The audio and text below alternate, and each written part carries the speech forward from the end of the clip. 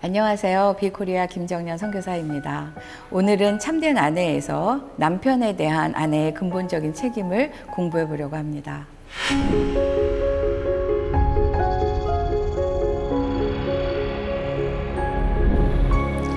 예, 8과 참된 아내에서 우리가 앞전에서 신약에서의 여성의 역할을 공부했고, 오늘은 남편에 대한 아내의 근본적인 책임을 살펴보려고 합니다.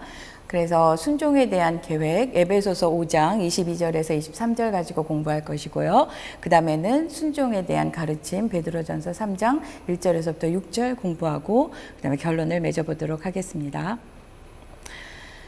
남편에 대한 아내의 근본적인 책임에서 저희가 이제 여기 성경 구절을 공부하러 들어가기 전에 몇 가지 같이 나누고 싶은 것은, 하나님은 여자를 그분의 형상대로, 하나님은 인간을 그분의 형상대로 지으셨는데 여성도 마찬가지죠. 하나님은 여자를 그분의 형상대로 남자와 완전히 동등한 가치를 지닌 한 인간으로 창조하셨다라는 거죠. 두 번째는 하나님이 여자를 남자와 동등하면서도 열등하지는 않습니다. 그런데 여기 중요한 부분이 나오죠. 열등하지는 않지만 기능상으로는 다릅니다. 기능상으로는 다르게 의도하셨다는 것 또한 사실이라는 것을 우리가 알아야 될 필요가 있죠. 그러니까 여러분이 이 두 가지를 혼동하지 않으셨으면 좋겠습니다. 열등하지는 않습니다. 동등합니다. 그러나 기능상으로는 다르다는 것. 그것이 하나님의 질서의 원리입니다. 그것이 하나님의 창조의 원리이기 때문에 우리가 이것을 아는 것이 중요하겠죠. 그리고 이제 세 번째로, 그리스도인 남성과 여성이 한 개인으로서 자신의 잠재적으로 충만한 가치에 이르는 길은 하나님 말씀이 명령하신 대로 결혼 관계에서의 역할을 다하는 것이다. 여러분이 정말 충만한 가치로 살고 싶으시다면, 여러분이 결혼하셔서 아내로 내가 정말 하나님 앞에서 충만한 가치로 살고 싶으시다면 답이 여기에 있습니다. 하나님이 명령하신 대로, 하나님이 말씀하신 대로 산다면 여러분 안에 있는 모든 충만한 가치를 다 드러내시면서 하나님께 영광을 돌리며 사실 수 있다는 거죠. 그래서 우리가 이렇게 시간을 들여 앉아서 이 하나님의 말씀을 공부하고 있는 것이기도 하고요. 앞전에도 여러분이 이제 공부하셨을 이 고린도전서 11장 3절은 굉장히 중요한 성경 구절입니다. 그러나 나는 너희가 알기를 원하노니 각 남자의 머리는 그리스도요, 여자의 머리는 남자요, 그리스도의 머리는 하나님이시라. 앞전에서 여러분이 이제 남편을 공부하시면서도 공부하셨던 그런 내용입니다. 이 그림 낯익으시죠? 아까 제가 앞에 여러분들한테 설명해 드린 것처럼 동등하게 창조하셨습니다. 하나님의 형상으로. 그러나 기능상의 차이가 있습니다. 역할의 차이가 있다는 것이 이 그림을 통해서 나타나고 고린도전서를 통해서 저희가 배울 수 있는 거죠. 여자의 머리가 남자고 남자의 머리가 그리스도고 그리스도의 머리가 하나님이십니다. 다시 말해서 성부 하나님과 그리스도는 같고 성부 하나님과 그리스도가 같은 것처럼 남자와 여자도 같다라는 거죠. 어느 누구도 예수 그리스도가 성부 하나님보다 열등하다고 이야기하지 않는다면 어느 누구도 여자가 남자보다 열등하다고 이야기하면 안 된다는 거죠. 그것은 하나님 말씀의 가르침에 위배되는 사실이라는 거예요. 그래서 이제 위치상의 차이가 자질상의 차이를 의미하는 것이 아니라는 것을 여러분이 아셔야 되고, 두 번째는 기능상의 차이가 존재의 열등성을 의미하지 않는다라는 거죠. 하는 일이 다르다고 해서 이 일을 하는 사람이 저 일을 하는 사람보다 열등하다고 이야기해서는 안 된다는 거죠. 물론 인간은 하나님보다 열등하지만 하나님과 예수 그리스도의 관계 속에서, 남편과 아내의 관계 속에서 기능상의 차이는 존재하지만 어느 누구도 열등하지는 않다라는 것을 우리가 꼭 기억해야 된다는 거죠. 여자에 대한 남자의 관계에서 남자의 그런 어떤 권위적인 그런 위치를 내세워서 여성이 열등하다고 할 수 없다라는 거죠. 또 여성이 남성보다 열등하다고 말한다면 그것은 그리스도가 성부 하나님보다 열등하다고 말하는 것과 같다라는 거예요. 제가 이 그리스도인의 결혼 세미나를 열심히 인도하면서 인도하게 된 그 계기가 있어요. 왜냐하면 저는 사실 앞전에 나온 그 그림을 알지 못했습니다. 예전에는. 그러니까 계속해서 여자가 남자에게 복종해야 되고 뭔가 남편이 나의 머리라는 사실이 굉장히 나는 더 열등한 존재인가 보다라는 그런 잘못된 그런 생각들을 많이 했었기 때문에 제가 앞전에 보여드린 그 그림을 보면서 정말 삶의 전환점이 되었고 제 결혼 생활의 어떤 터닝 포인트가 되었던 그런 표시이기도 합니다. 그래서 제가 그 도표를 늘 마음속에 넣고 다니면서 이렇게 세미나를 할 때마다 그것들을 많이 강조하는 경향이 있는데, 여러분이 늘 기억하셔야 될 건, 특히 아내들이 기억하셔야 될 건, 기능상의 차이가 있다고 해서 열등한 것이 아니다. 내가 남편보다 열등하다고 누군가가 말한다면 그 사람은 그리스도가 하나님보다 열등하다고 말하고 있는 거구나 라고 생각하시면 틀림이 없습니다. 그래서 이제 우리가 남편에 대한 아내의 근본적인 책임을 이제 말씀으로 들어가서 좀 살펴보려고 합니다. 순종에 대한 계획, 에베소서 5장 22절에서 23절을 가지고 한번 공부를 해보려고 하는데요. 에베소서 5장 22절에서 23절, 아내들이여, 그리고 나와 있죠. 아내들이여 자기 남편에게 복종하기를 죽게 하듯 하라. 죽게 하듯 하라. 이는 남편이 아내의 머리됨이 그리스도께서 교회의 머리됨과 같음이니 그가 바로 몸의 구주시니라 그랬어요. 설명은 뭐냐 하면 에베소서 5장 18절에서 6장 20절의 문맥 속에 이 5장 22절에서 23절이 아내의 역할에 대해서 아주 잘 정의를 하고 있습니다. 그리고 그 범위를 아주 총괄적으로 보여주고 있어요. 우리가 또 다른 구절들을 많이 찾아보겠지만 여러분들이 성경에서 아내의 역할 하면 요 길로 오시면 되십니다. 에베소서 5장 22절에서 23절 딱 뽑아서 그것이 성경에서 이야기하는 하나님께서 말씀하시는 여성의 아내에 대한 순종의 계획이라는 것을 이제 여러분이 아시면 되고요. 그 다음에 이제 질문 3으로 가보겠습니다. 여러분 자신에게 참고가 되도록 에베소서 5장 18절에서 6장 20절과 이 가르침이 다루고 있는 지난과에서의 여러분의 답을 다시 읽으십시오. 이건 이제 여러분들이 앞전에 하셨다는 것을 전제해서, 그래서 이제 순종 또 복종에 대한 가르침의 내용이 의미하는 바를 여러분이 한번 설명해 보십시오. 이 도표는 여러분이 앞에 남편을 공부하시면서도 보셨던 그림입니다. 5장 22절과 23절은 5장 18절과 6장 20절까지의 말씀 속에 마치 샌드위치 같이 들어있는 그런 말씀이에요. 앞에 있고 뒤에 있습니다. 여러분이 남편에게 복종하기 위해서 앞전에 남편 시간에서도 여러분이 공부하셨던 것처럼 하나님의 말씀에 순종하기 위해서 선제적으로 필요한 것이 있다라는 거죠. 성령으로 충만하지 않으면 남편에게 복종할 수 없습니다. 성령으로 충만해서 남편에게 복종하는 아내도 매일매일 이것이 영적인 싸움이기 때문에 우리가 전신갑주를 입지 않고서는 이 영적 싸움에서 이길 수가 없다라는 거예요. 여러분이 맨 첫 시간에도 공부하셨지만 결혼은 하나님의 계획이고 하나님의 청사진을 가지고 시작합니다. 그렇기 때문에 이 결혼 생활을 유지하고 결혼 생활에서 하나님이 명령하신 대로 순종하며 복종하며 그 말씀대로 살려고 할 때는 반드시 사단의 방해가 있습니다. 그렇기 때문에 우리는 먼저 성령의 충만함을 받아야 하고 그 가운데에서 남편에게 복종하는 아내는 여기에서 끝나는 것이 아니라 날마다 전신갑주를 입음으로 영적 싸움에 임해야 된다는 거죠. 근데 우리는 이미 승리한 싸움입니다.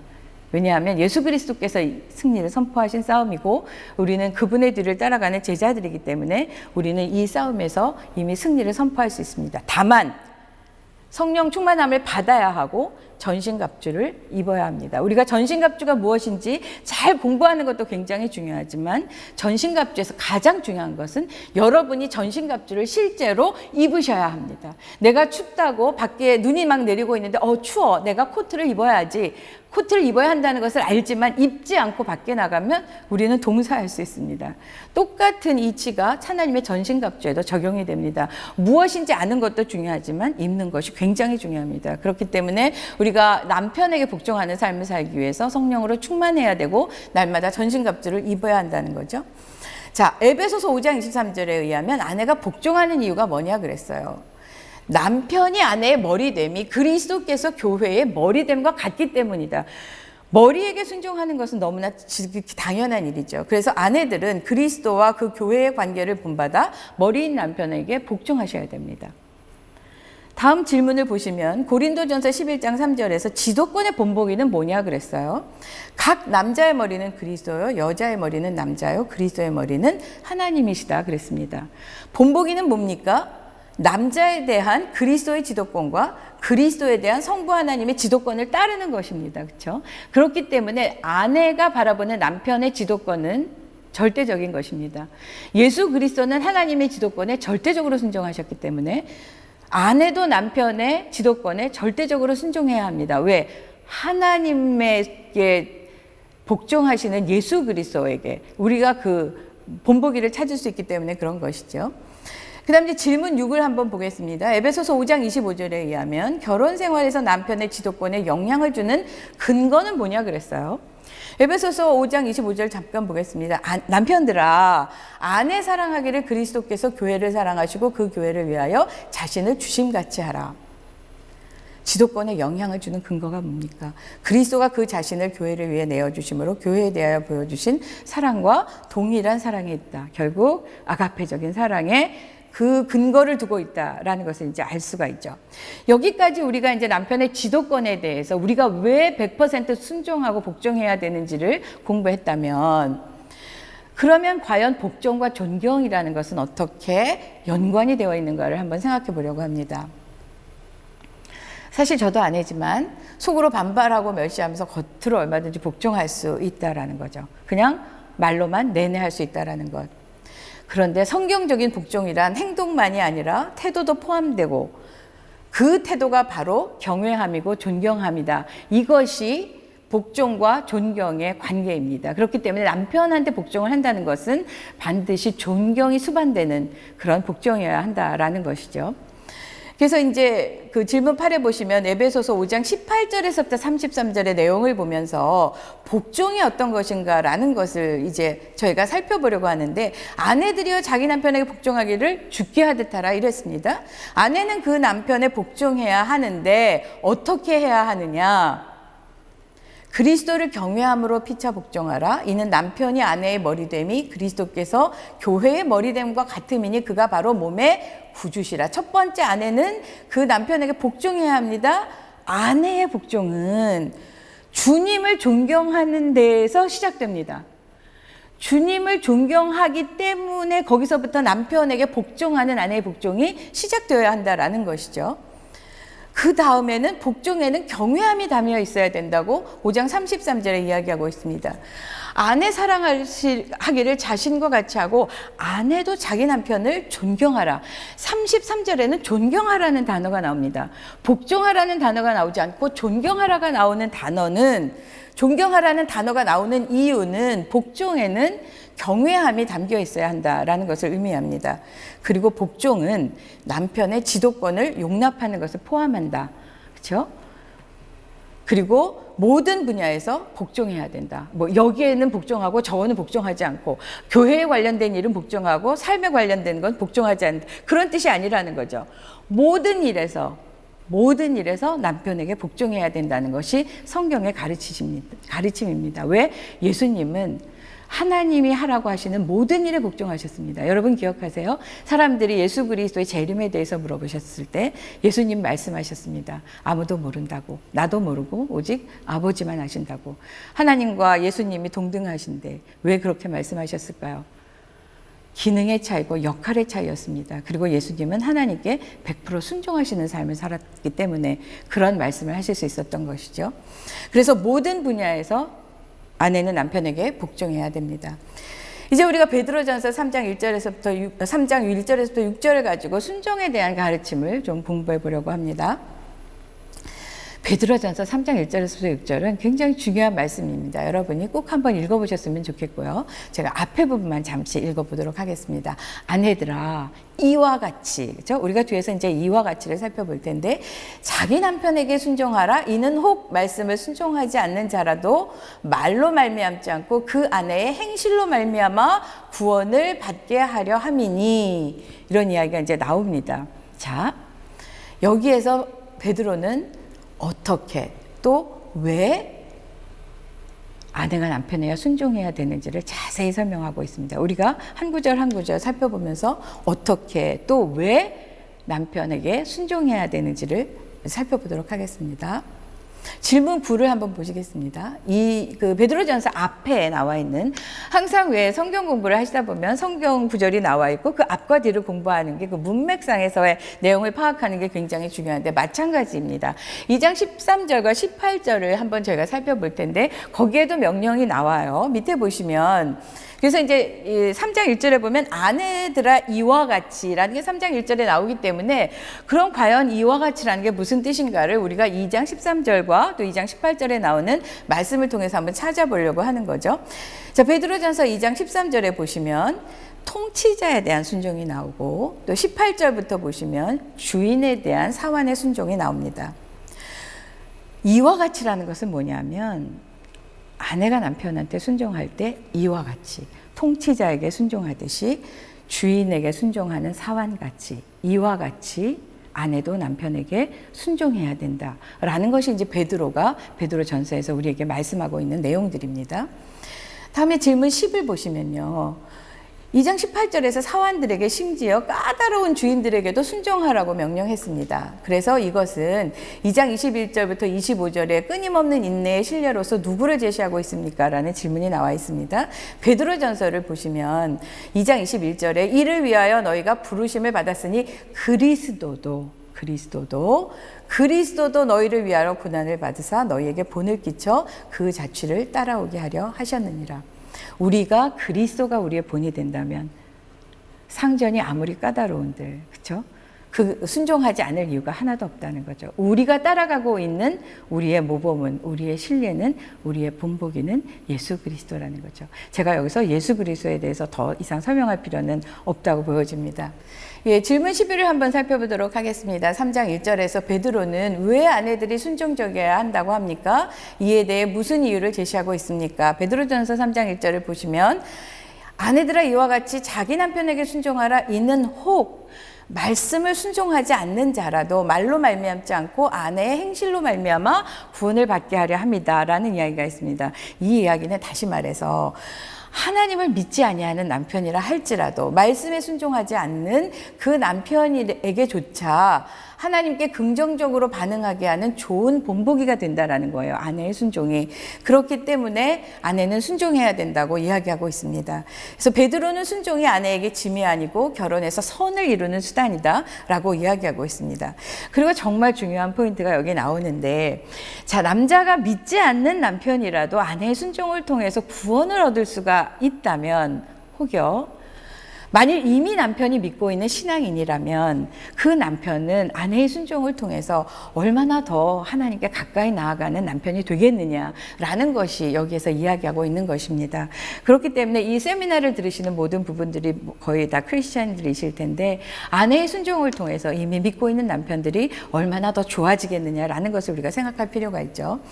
그래서 이제 많은 남편들이, 또 우리가 알아야 될 것은 지도권의 책임을 어떻게 지는지 배운 적이 없습니다. 아내는 그런 남편을 돕기 위해서 많은 것을 할 수가 있습니다.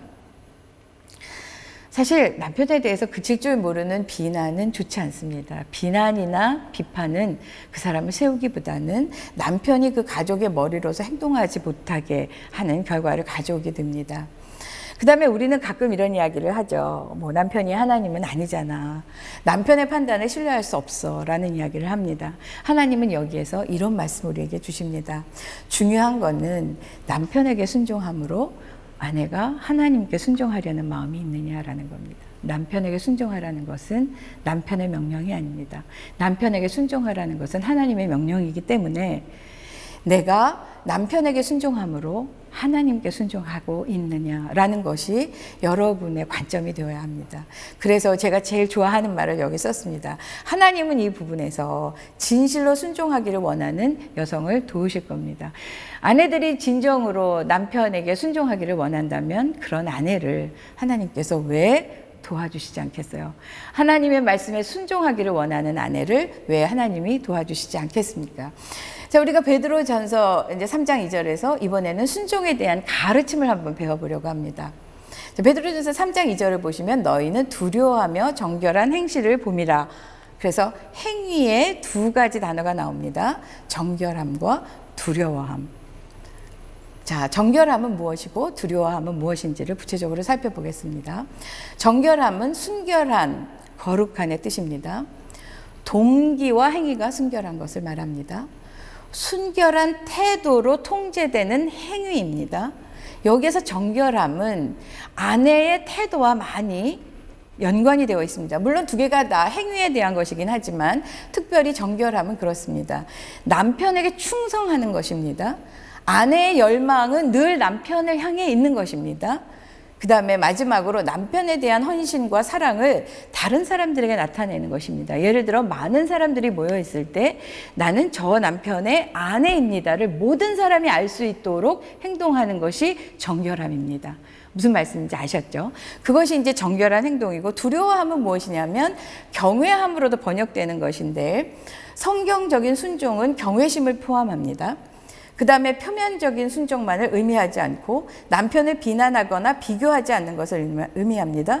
존경을 표현하는 것이 중요하고, 아내의 존경심은 남편에게 활력을 준다는 것을 여러분이 꼭 깨달으셔야 합니다. 정결함과 두려움, 순종과 어떤 관계가 있느냐? 정결은 아내의 사랑 안에서 남편의 지도적 위치를 확고히 해주기 때문에, 그렇죠?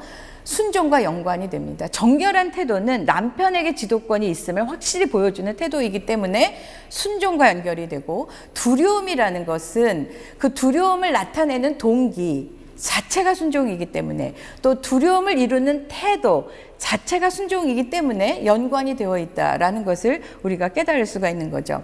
남편을 존경하기 때문에 순종하는 여성은 그녀 자신과 또 결혼을 위한 하나님의 뜻을 성취하는데 더 한층 나아갈 것입니다. 더 높은 목표를 이룰 수 있다라는 거죠.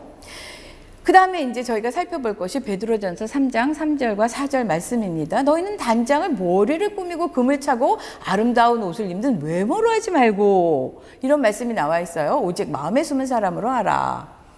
그러면 이것은 뭐 육체적인 화장을 하지 말라는 뜻입니까? 그런 것이 아니죠. 저도 오늘 오면서 아침에 이제 화장을 했는데 그런 뜻이 아니고, 4절에 나와서 4절에 베드로가 이야기하고 있는 중요하고도 영원한 것이 배제되지 않도록 마음에 숨은 사람이 여성에게 가장 훌륭한 장식이 되어야 한다.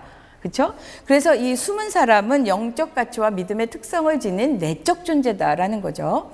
믿음을 가진 참된 아내는 이 내적 존재를 발전시키는 것에 치중해야 한다. 그러면서 그럼 과연 3장 4절에 나와 있는 마음에 숨은 사람을 온유하고 안정된 심령, 두 가지로 치장하라고 나와 있어요. 그러면 이것이 무엇인지를 살펴보도록 하겠습니다. 이것은 성품입니다. 아내의 성품은 두 가지로 이제 치장을 해야 되는데, 온유함과 안정된 심령입니다. 그럼 이렇게 단어만 봐서는 얼른 마음에 들어오는 게 없죠. 우리가 이 단어의 뜻을 한번 살펴보면, 온유함이라는 것은 겸손함을 의미합니다. 자신의 의지나 방식을 추구하지 않는 것입니다. 남을 먼저 생각하는 마음이죠. 자기 주장을 하지 않고 양보할 만큼 안정된 사람의 모습이 온유함입니다. 이것은 자신이 처한 상황에서 다른 사람들과의 관계에서 나타나는 성품입니다. 온유함은. 자, 두 번째 안정된 심령을 살펴봅니다. 이것은 법석을 떨지 않고 평온한 생활을 의미하는 것이고, 평화롭고 고요한 삶, 하나님을 믿는 데서 비롯되고, 이것은 온유함과 다르게 자신이 처한 상황에서 자기 자신에게 나를 어떻게 다룰 것인가와 연관되어 있는 성품입니다. 다시 말해서 온유함은 다른 사람들을 향해서 온유한 성품을 보이고, 내 자신을 향해서는 언제나 안정된 심령을 갖도록 하라. 이것으로 나의 속사람을 치장하라 하는 것이 베드로가 우리에게 알려주는 것입니다. 그래서 마지막으로 제가 이 그림을 한 번 더 보여드리고 설명을 마치려고 하는데, 자, 행위는 정결함과 두려움입니다.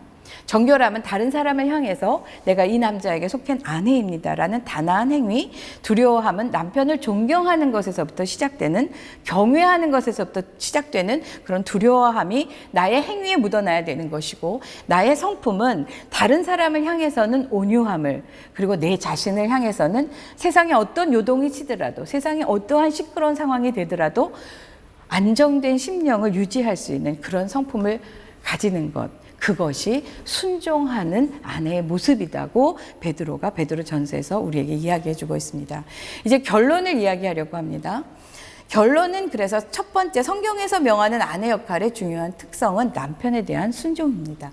여성은 하나님 앞에서 신분상으로 남성과 동등하며 열등한 존재로 여겨질 어떤 것도 없습니다. 하나님은 자신의 형상대로 창조하셨고 남자와 함께 지상을 다스리라고 동등한 여성에게 명령하셨습니다. 그리고 동시에 기능이 다릅니다. 이것이 하나님의 창조 계획이기 때문에 우리는 남편에게 순종할 것을 하나님이 요구하고 계시고, 만왕의 왕 만주의 주 전우주의 주관자이신 그리스도가 그분의 머리이신 성부보다 열등하지 않으시지만 순종하신 것처럼 아내도 열등하지 않지만 남편에게 역할상 전적으로 순종해야 합니다. 이것이 하나님께서 우리에게 알려주시는 내용들입니다. 성경을 통해서. 그래서 이제 연구 과제가 있습니다. 앞전에 여러분들이 남편을 공부하셨으면 다 아실 거예요. 검토 목록을 남편과 아내가 동일하게 헤어지셔서 검토하시고 오셔서 맞춰보는 그런 일들을 하시면 좋겠죠. 여기에 대해서 뭐 남편은 자주 그렇다, 아내는 그렇지 않다라는 것들을 표현해서 나중에 같이 토론해 보시면 좋죠. 그래서 동일한 검토 목록을 가지고 또 두 사람이 서로를 또 이야기하시고 생각의 차이가 많은 부분 또 같이 나눠보시고, 그렇죠? 남편이 부족하다고 느끼는 부분 개선할 수 있도록 서로 이야기하고 실천하시는 것. 이 과목을 공부하시면서 가장 중요한 것은 부부가 같이 시간을 보내시는 겁니다. 이제 다음 시간에는 4단원 공부할 것입니다. 3과가 있는데 성경적 사랑을 다음 9과에서 공부하도록 하겠습니다. 오늘 강의는 이것으로 마치겠습니다. 감사합니다.